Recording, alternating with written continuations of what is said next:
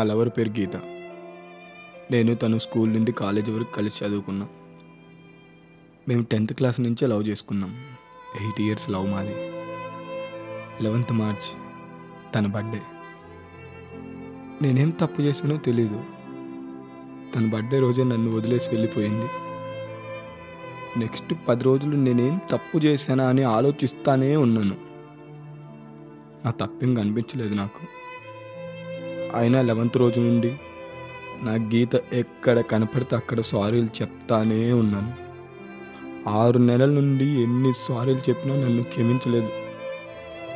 నా ఫ్రెండ్స్ కానీ డాక్టర్లు కానీ నాకు చెప్పింది, నేను 6 నెలల నుండి సారీలు చెప్తుంది నా గీతకు కాదంట. ఏ అమ్మాయి కనపడితే ఆ అమ్మాయే నా గీత అనుకొని వెళ్ళి సారీలు చెప్తున్నానంట. నా పేరు Karthik. I'm not a mad. నాకు గీత అంటే ప్రేమ కాదు, పిచ్చి. ఐఎమ్ సారీ గీత, ప్లీజ్ నన్ను క్షమించురా. గీత, నీ లైఫ్లోని ప్రతిరోజు ప్రతి క్షణం నాకు మాత్రమే. గీత, నీ కోసం ఎన్ని రోజులైనా ఎన్నేళ్ళైనా ఇలానే ఎదురు చూస్తుంటారు.